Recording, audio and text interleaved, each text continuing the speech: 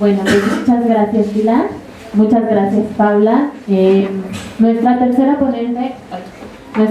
ponente no está, entonces, bueno, pasaremos a los comentarios que yo traigo, en los cuales está incluida también la ponencia, que bueno, desafortunadamente no se va a presentar, pero bueno, el título de esta ponencia, para que más o menos no le suene así como de qué está hablando, ¿no?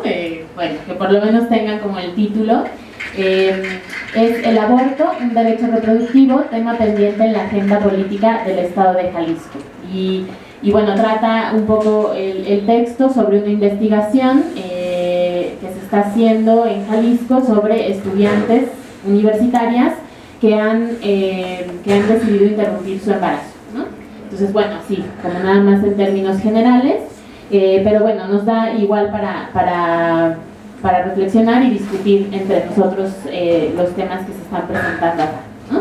Y otros que pueden vincularse con este concepto, ¿no? de violencias administrativas. Entonces, yo quiero iniciar mi comentario justamente retomando este concepto del que partimos para organizar esta mesa, que es como un eje que articula las ponencias presentadas en esta mesa, el concepto de violencias administrativas.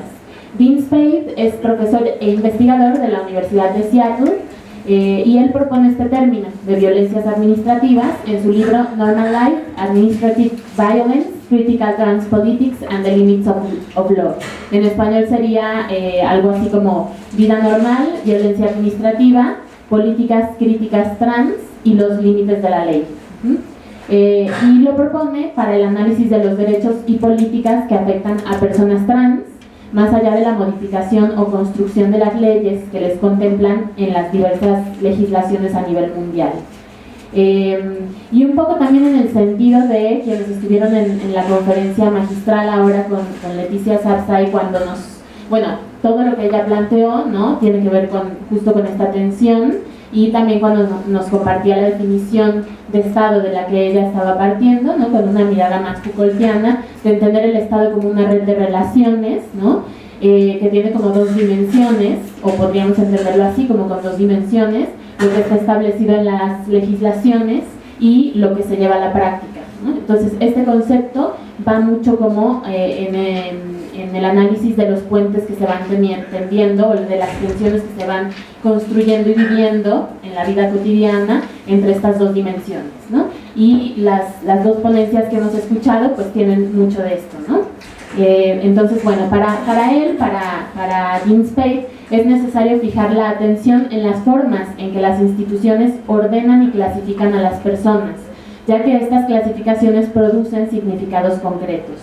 Spade plantea la necesidad de analizar críticamente el papel de las leyes en las transformaciones sociales y, en este proceso crítico, destacar el papel relevante que tienen otros factores culturales en las relaciones de poder, que se ven reflejadas en el derecho, pero también en otros ámbitos de aplicación, o no, de dicha reglamentación, ¿no? Justamente, ¿se aplican esas leyes o no se aplican? ¿Y qué es lo que pasa ahí, ¿no? En la vida cotidiana de las personas? Para Spade, el fondo del problema se ubica en las lógicas y funcionamiento cotidianos de dichas leyes. En este sentido, podemos pensar las violencias administrativas como regímenes de exclusión que son parte constitutiva de la regulación de la sexualidad y los cuerpos de las personas por parte del Estado. Podemos preguntarnos entonces, ¿quiénes ejercen dichas violencias? Un poco en el sentido también de lo que problematizaba Leticia Sapsay. ¿De qué hablamos cuando hablamos de Estado? ¿No? ¿Es un ente abstracto o estamos hablando de personas que llevan a cabo, ¿no? o que establecen determinadas relaciones, ¿no? De una red de relaciones? Entonces, ¿quiénes realmente, por decirlo así, ejercen dichas violencias administrativas en contextos distintos a los que estudia Dean Spade? ¿A quiénes afectan y de qué maneras? Que es un poco lo que estamos viendo aquí a través de estos dos trabajos que son súper interesantes. Bueno, los trabajos que se han compartido nos muestran casos distintos donde podemos hablar de la existencia de violencias administrativas dirigidas particularmente a mujeres cisgénero, es decir, personas que al nacer han sido asignadas como mujeres y que se autoidentifican con dicha categoría a lo largo de sus vidas, ¿no? En el caso que comparte Paula Santana sobre la regulación de la esterilización quirúrgica en mujeres en Valparaíso, Chile, podemos observar que dicha intervención quirúrgica no está distribuida de manera igualitaria para todas las mujeres, sino que hay factores que diferencian el acceso a la misma, tanto en las situaciones en que se desea como en las que no. Es decir, de una u otra forma, el Estado, a través de las instituciones sanitarias y las normas que les rigen, interviene en la decisión de las mujeres sobre sus propios cuerpos, su sexualidad y sus posibilidades de reproducción. Vemos también cómo la autora nos sugiere la existencia de una serie de imaginarios que rigen a las instituciones médicas y al personal que las conforma. Por ejemplo, la idea de la mujer sana versus la mujer enferma. De fondo está la idea y la imposición de que algunas mujeres deben reproducirse y otras no, o no tanto. Esta idea y práctica por parte del Estado está mediada por la clase social, la edad, la etnia y el género, lo cual reproduce las desigualdades, como bien nos dijo Paula, las desigualdades sociales que existen ya en otros ámbitos de la vida cotidiana. La autora cierra el texto con una afirmación fuerte y provocadora. La decisión tomada de manera autónoma por parte de las mujeres resulta amenazante. A manera de continuar la provocación, yo preguntaría, ¿para quién o quiénes resulta amenazante y por qué? ¿Qué hay detrás de ese control del cuerpo de las mujeres por parte del Estado? En el texto de María del Pilar González, podemos observar cómo las leyes han reproducido en distintos momentos de la historia del país los mandatos de género y con ello lo que la autora, retomando a Marcela Lagarde, nombra el deber ser materno. Sin embargo, también nos habla de cómo dichos mandatos, aun siendo eliminados de las leyes, por medio de diversas modificaciones o reformas, siguen vigentes en los operadores de la justicia y de la salud. Las implicaciones de ambos niveles de dichos mandatos de género tienen que ver con el fortalecimiento de algunos imaginarios que mantienen en desventaja a las mujeres frente a los varones en diferentes situaciones de la vida cotidiana, como puede ser el acceso al trabajo o al reconocimiento social en ámbitos extradomésticos.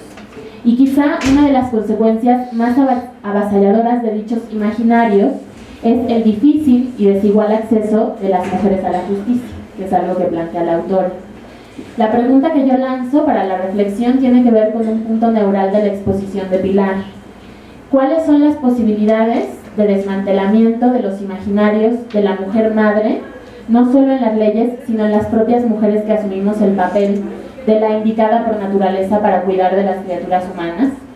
El observar y poner en la mesa para la discusión la naturalización de la custodia de los hijos por parte de la madre es un acierto para el caso de análisis que propone la autora y sobre el que sería muy relevante profundizar, justamente retomando el tema de los imaginarios, ¿no? Y esta problematización de el concepto de Estado, de qué hablamos cuando hablamos de Estado y de estas violencias que se ejercen y se llevan a la práctica. Y bueno, el texto de María Estela Márquez sobre el aborto en la agenda política de Jalisco también nos permite acercarnos a algunas de las formas en que las instituciones del Estado regulan no solo los cuerpos de las mujeres, su libertad y sus vidas, sino que también, ponen un riesgo ahí, ¿no?, en juego. El riesgo al que se enfrentan algunas mujeres que deciden interrumpir el embarazo en el contexto que dibuja el autor es muy alto. No solo pueden ir presas, sino que pueden morir o tener complicaciones de salud muy serias.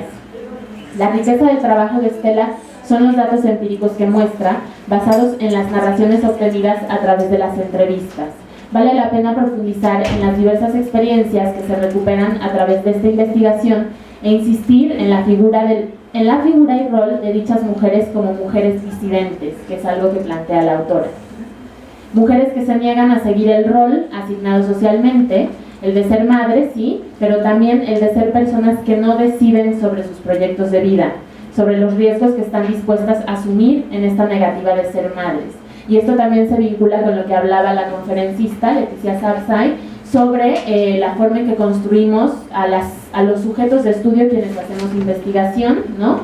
Cómo vamos entendiendo, por ejemplo, el concepto de vulnerabilidad, ¿no? O sea, darle la vuelta a estos conceptos que de pronto victimizan a las personas es muy relevante en estos temas que a nosotros nos importan. No es lo mismo pensar que las mujeres son víctimas de algo a pensar que son disidentes al llevar a cabo una acción, pero que aún así están en un riesgo muy alto de morir, ¿no? O sea, ahí se está problematizando la categoría y la situación que se está analizando. De nueva cuenta, el tema de la autonomía aparece en este trabajo. De la mano con los dos anteriores trabajos, el de Paula y el de Pilar, podemos intuir que sucede algo, algún malestar social con la toma de decisiones de las mujeres que ha de ser regulado por el Estado y sus instituciones. También destaca en este trabajo la experiencia diferenciada de las mujeres dependiendo de la clase social a la que pertenecen, como ya nos comentaba también Paula. Sin embargo, preguntaría a la autora si quienes pueden acceder a servicios privados para la interrupción no arriesgan su vida también, y si en dado caso es la clandestinidad o la pobreza en sí misma la que aumenta el riesgo de salud de las estudiantes que deciden interrumpir su embarazo, ¿no? Pensar si se reproducen desigualdades ya existentes a partir de estas situaciones. Y para terminar, los tres trabajos nos permiten reflexionar críticamente sobre las formas en que el Estado, por medio de las diversas instituciones, irrumpe en la vida de las mujeres cisgénero, en sus cuerpos y en las posibilidades de decidir sobre sus propias vidas y deseos. Las violencias administrativas en estos tres casos nos mostrarían que la reproducción de las desigualdades sociales, tanto por género como por edad, clase social y etnia, abonan a un sistema social jerarquizado que se impone a través de mecanismos que en algunos casos son explícitos, como las leyes y normas, pero que en otros funcionan de manera sutil, a través de puentes que dichas instituciones tienden hacia la vida personal de los sujetos sociales que las operan. Esos serían mis comentarios generales y bueno, pasaría a que ustedes puedan elaborar preguntas o hacer comentarios y después que las autoras puedan responder, ¿no? Entonces no sé quién quiera comentar o preguntar. Sí.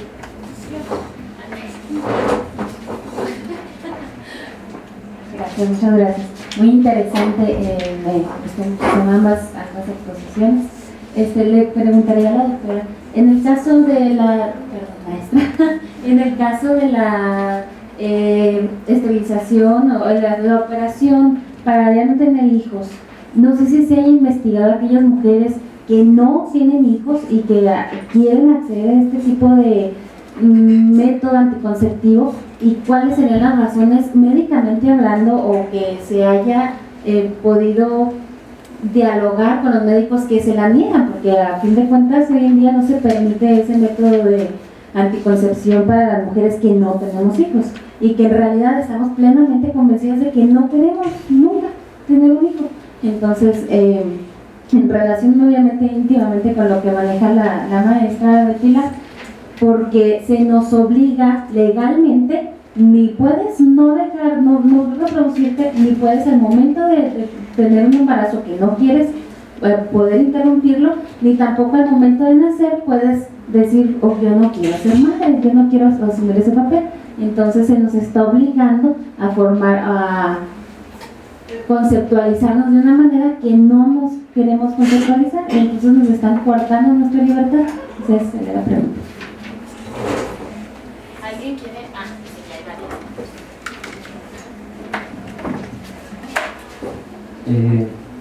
Bueno, bastante interesante la ponencia, el comentario igual. Yo voy a comentar algo. Bueno, respecto a lo que decías tú recién, en Chile yo conocí un caso de una chica que pidió, que tenía 23 años y pidió esta intervención quirúrgica y que tuvo que llevarlo hasta tribunales porque los médicos no, o sea, ella fue con la cartola y dijo, pero miren, este es mi derecho, yo puedo acceder voluntariamente a esto. Sí, pero que... y finalmente terminó en un tribunal. Lo que me llama la atención, por ejemplo, desde el contexto en el que estoy yo soy del norte de Chile,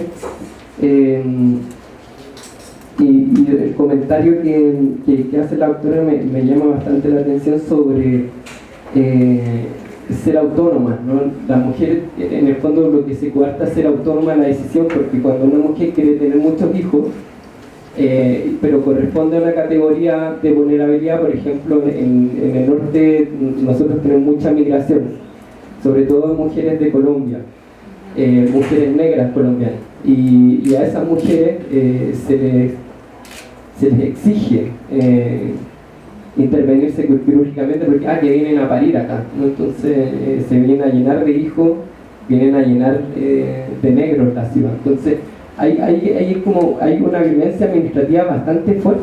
Esa violencia no es como una violencia empieza desde que la mujer se embaraza, ¿no? Y desde ahí sigue un largo camino tortuoso hasta hasta que da luz y luego está siendo constantemente vigilada sobre sus prácticas en el jardín, en el control niño sano. Por ejemplo, allá, porque yo trabajo con una unidad de atención al migrante, entonces lo que me toca ver a veces es malentendidos, ya, por ejemplo, de una chica, de una niña de 5 años que le salió una foliculitis en la parte inferior de la piel, ¿no? Y eso se interpretó como violencia, ¿no? Que los padres la maltrataban. Entonces a esta mujer la llevaron a los tribunales, y en los tribunales no entienden absolutamente nada porque ocupan un lenguaje súper técnico.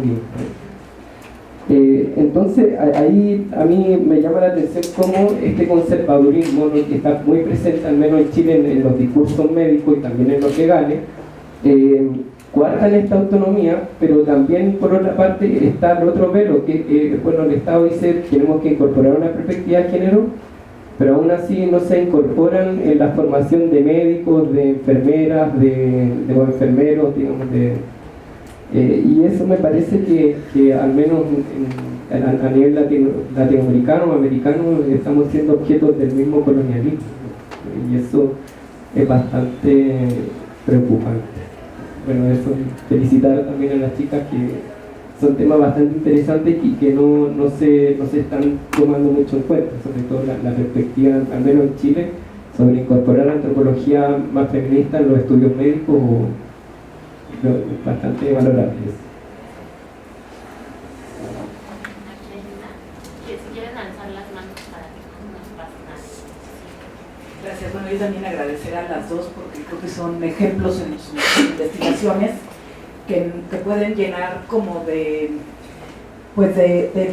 pueden llenar de contenido estas categorías como la que nos dices, ¿no? De violencias administrativas, que también diríamos violencias institucionales, ¿no?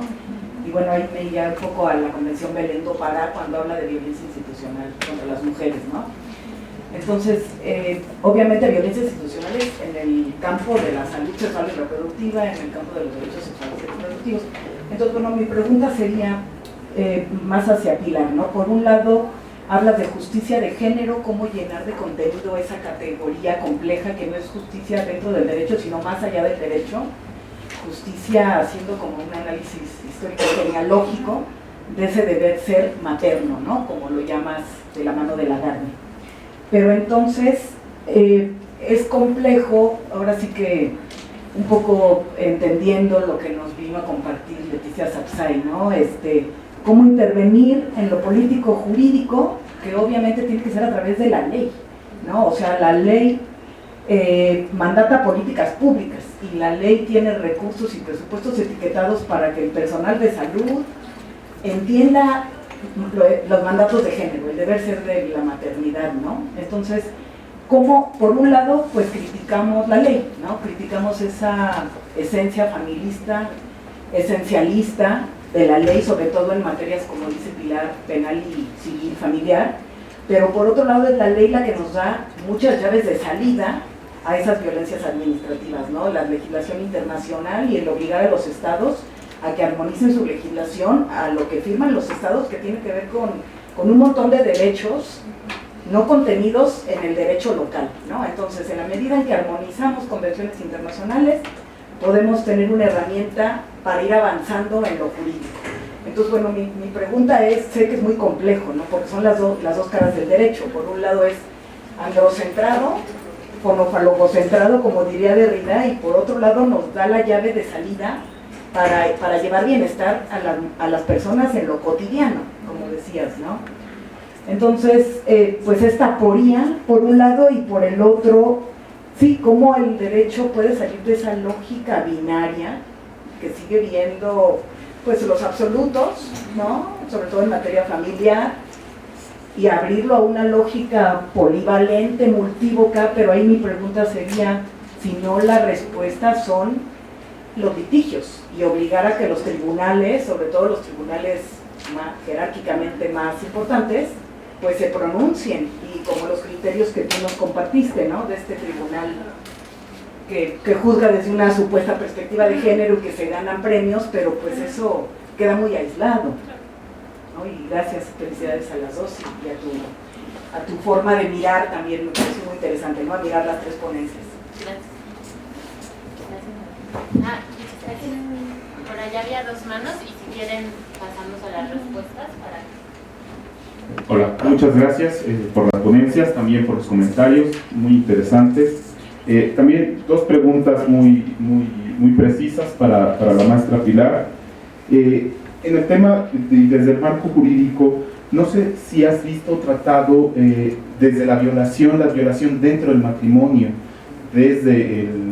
ahora sí que desde el esposo hacia la esposa, y me gustaría también saber cuál es tu opinión de cómo se ha tratado jurídicamente y prácticamente el tema del feminicidio. Yo sé que sale un poco del tema, pero me interesa saber cuál es tu opinión.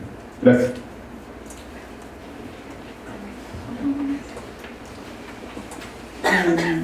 Mi pregunta es para la maestra Paula. En tu investigación, si nos podrías comentar cuál es la dimensión que has encontrado de las políticas etnocidas, ¿no?, hacia mujeres indígenas con esterilizaciones forzadas, con políticas clarísimas de blanqueamiento social. Por ejemplo, el caso de Perú, Bolivia es muy claro. No sé cómo Chile ha reaccionado de este fenómeno. El caso de México también es muy claro, ¿no? La política de blanqueamiento y en palabras de Foucault, el biopoder, qué cuerpos valen más y qué cuerpos valen menos, por lo tanto pues hay que desaparecerlos, ¿no? Un poco por ahí. Pasamos a las respuestas y después podemos seguir.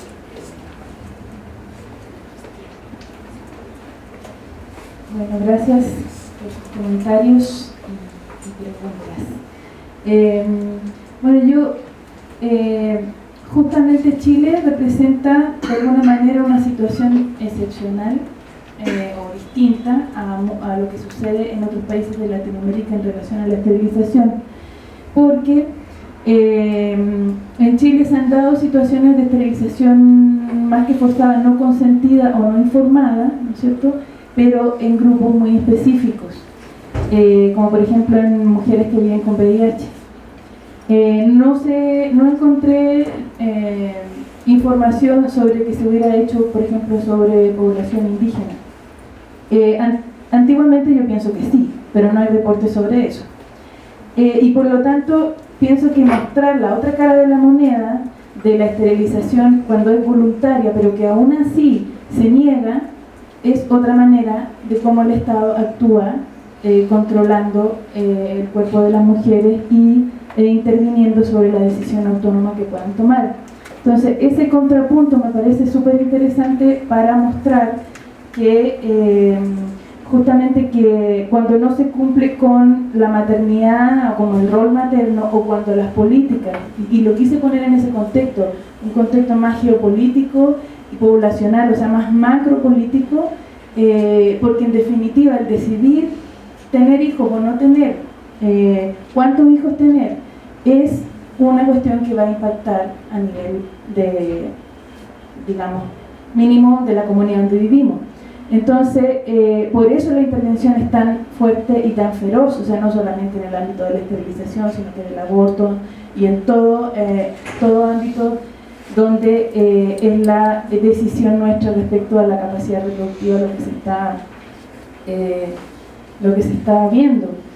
Y por eso, yendo a la primera pregunta sobre qué pasa con las mujeres que no tienen hijos, yo creo que no hay, no sé, no conozco estudios específicos sobre eso. Creo que más que decidir esterilizarse, lo que están haciendo, que son muchas, cada vez más mujeres las que no quieren tener hijos, yo estoy rodeada de miles que no quieren tener hijos, no llegan a decidir esterilizarse, sino que simplemente por algún otro método se cuidan, o a lo mejor algunas tienen su experiencia amorosa con otras mujeres, etc.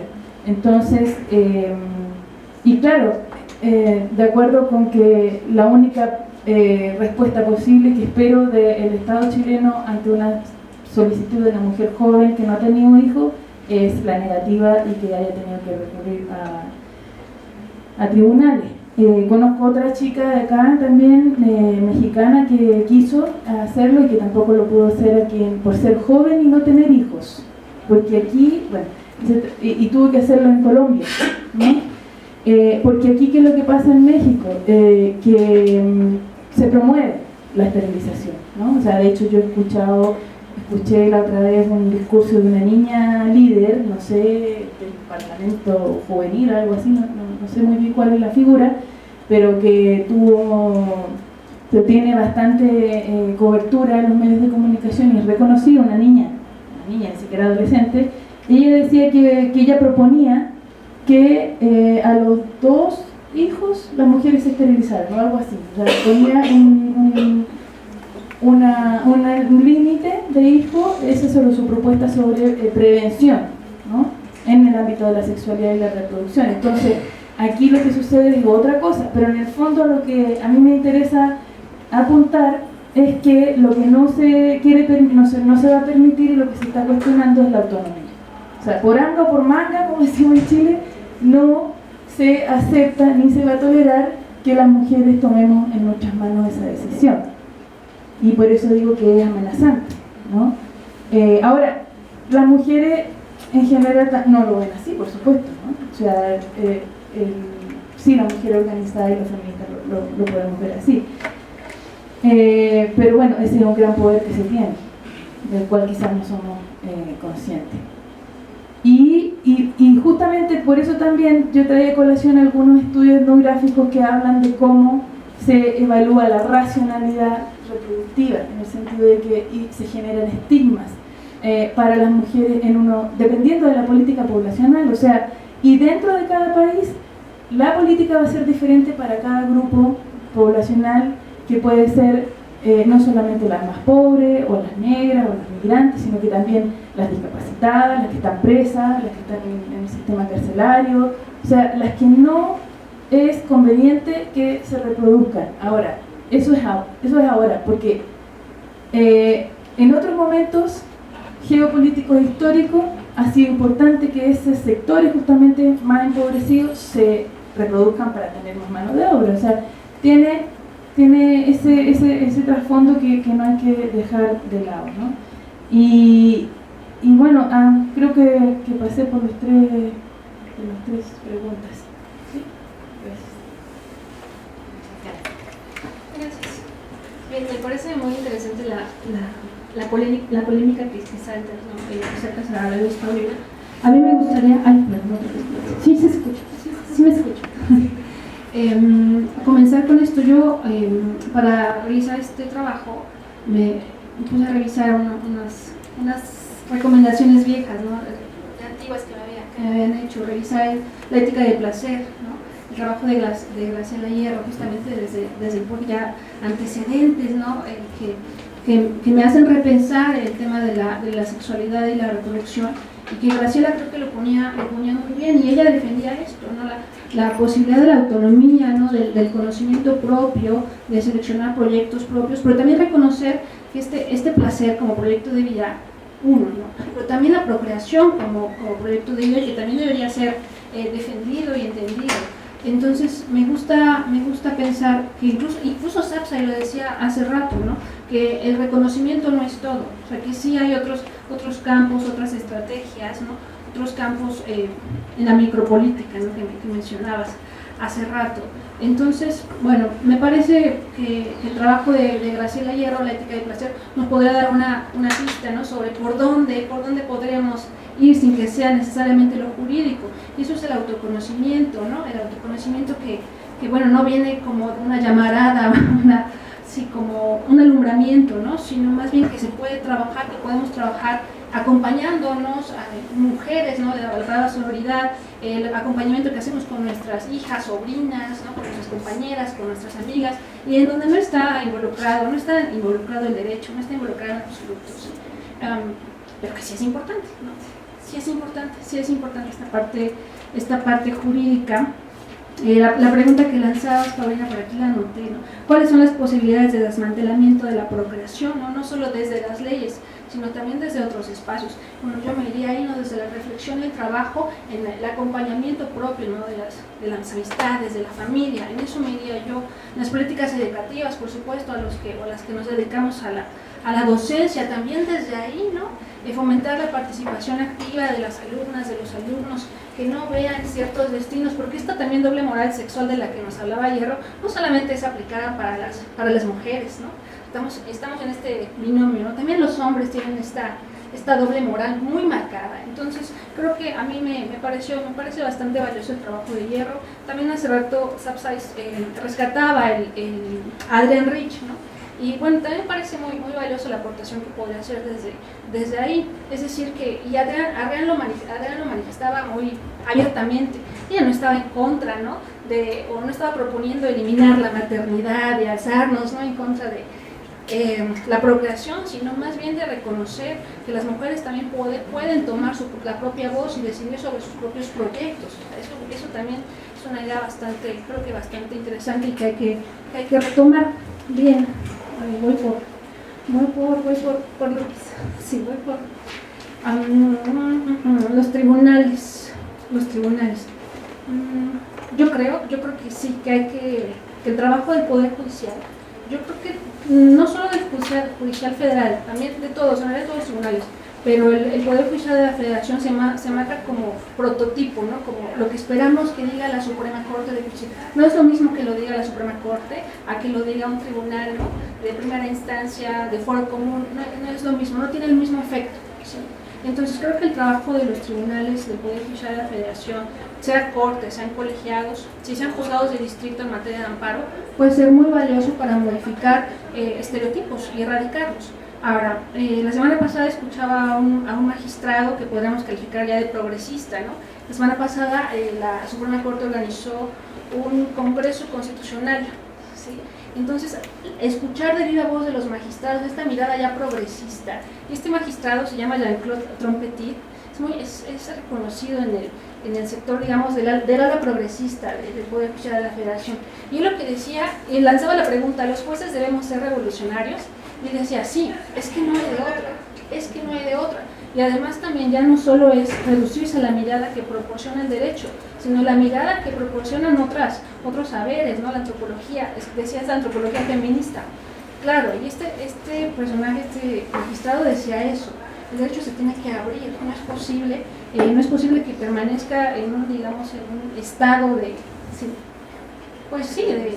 de alguna forma de tranquilidad, de calma, frente a todo lo que está sucediendo. Además, bueno, él no hablaba sobre perspectiva de género, no hablaba de estudios de género, pero sí hablaba sobre el litigio estratégico, ¿no? Y ahí vendría, ¿no?, lo que tú mencionabas. ¿Cómo se llama ese juez, perdón? Jean-Claude Trompetit. Y es mexicano. Es mexicano, pero sí seguro tiene ascendencia francesa por el nombre, pero es mexicano. Sí, ya lleva años colaborando, trabajando en el Poder Judicial de la Federación. Él está en un tribunal colegiado administrativo ahora. Sí.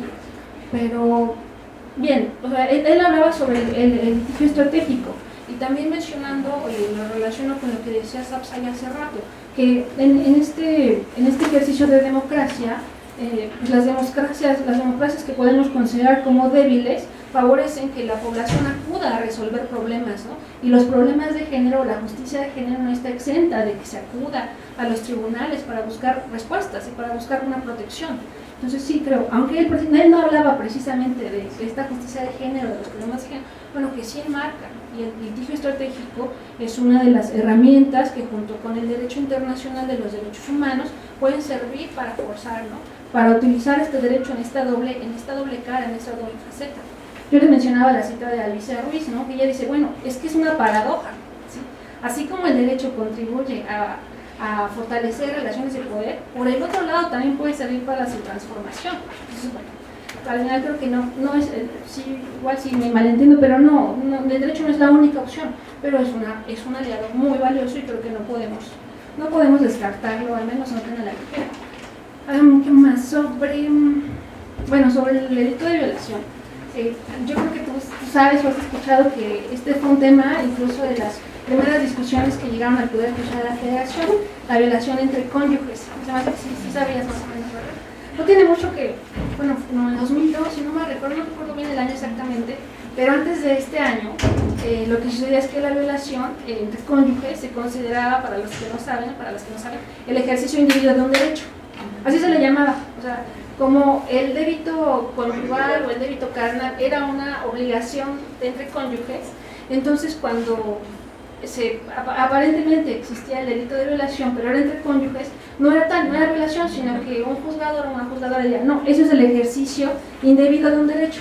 O sea, pues sí cometiste un ilícito, te pasaste, pero violación no es. O sea, te excediste del derecho, no sé si, te excediste del derecho que te da el Código Civil, pero no es violación. Bueno, ¿eso qué equivalía? ¿Cuáles eran los efectos? Pues que las sanciones eran prácticamente mínimas o nulas. O sea, había, no sé, multas, ¿no? Una multa que nada se comparaba con la sanción del delito de violación. Y es que también yo creo que estas sentencias son de las primeras en las que el Poder Judicial de la Federación, ¿sí?, se exhibe, ¿no?, expone públicamente que no, o sea, que no es cierto, que la violación entre cónyuges sí es un delito, que sí es violación y no es el ejercicio indebido de un derecho. Eso ya tiene, pues sí, más de 10 años que este criterio quedó ya establecido. Aunque sí, yo mencionaba hace rato que el gran problema también legislativo es que tenemos 33 códigos penales, y aunque sí la mayoría hace esa referencia explícita, tal cual dice la violación entre cónyuges es violación, hay unos que no lo hacen, hay códigos que no lo mencionan. Entonces puede ser que quede también al arbitrio, ¿no?, de la autoridad definir si se trata de violación o no. Pero bueno, o sea, este criterio, o sea, ya se ha trabajado desde hace ya, pues, varios años. Sobre mi opinión sobre cómo se ha tratado jurídicamente el tema de feminicidio, jurídicamente, legislativamente o en donde bueno, aquí tengo a experta en feminicidio, al vocablo feminicidio. El vocablo feminicidio. Bueno, pues Lourdes Enríquez, aquí presente, expone una idea con la cual yo concuerdo perfectamente, que hay vocablos que se requieren usar de forma estratégica, y uno de ellos es el vocablo feminicidio. Yo me acuerdo mucho, ¿no?, en alguna sesión que nos decías, bueno, es que lo que no se nombra no existe, ¿no? Entonces puede haber encuentros y desencuentros, ¿no?, incluso desde el mismo ámbito legislativo de sí o no introducir el vocablo feminicidio en los códigos. La realidad es que ya existen todos los códigos penales del país, excepto el Estado que dio origen, ¿no?, que dio origen a la movilización. Es decir, que está en todas las entidades federativas, menos en Chihuahua. Menos en Chihuahua, por la de Ciudad Juárez. Ustedes recuerdan que es desde ahí donde empieza la visibilización del fenómeno, de la problemática del feminicidio. Entonces yo creo que sí, que es el uso estratégico de un vocablo que visibiliza la violencia extrema en contra de las mujeres, la violencia llamada también la violencia feminicida. Creo que es un uso estratégico. Creo que es complicado, o que ha sido complicado también, cómo hacer que un operador judicial, un operador del derecho, pueda entender a qué se refieren las razones de género, ¿no? Si han leído el tipo penal de feminicidio, dice a quien por razones de género prive la vida a una mujer. Bueno, imagínense que eso lo lee un juez o una jueza que no tiene idea ni de qué es el género. Entonces también hay una crítica ahí, ¿no?, sobre la diversidad de razones de género. Bueno, yo al principio de la ponencia platicaba sobre una de las exigencias del Comité Cerrado de Armonización Legislativa. Esa podrá ser una ayuda, pero también, bueno, por mucha ley que tengamos, Si el operador jurídico no ha entendido, no le ha llegado la capacitación o la capacitación es insuficiente, pues sí, entonces no va a entender qué significa eso. Ahora, también en este tema la Suprema Corte ha tenido un papel muy importante. Ahora se ha escuchado la sentencia de Mariana Lima, de feminicidio justamente, donde marca una postura ya firme de que en toda muerte violenta de una mujer debe existir como línea de investigación, como una de las líneas, o sea, no se debe descartar, sino que como una línea de investigación el feminicidio.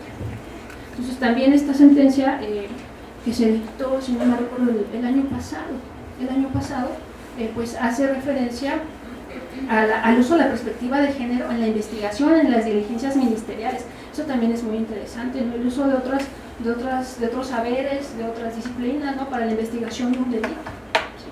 Entonces, bueno, por eso eso sí. ¿Alguien más quiere preguntar?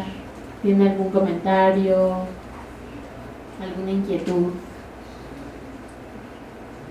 ¿No? Bueno, seguro. Muy bien, pues entonces les pido un aplauso para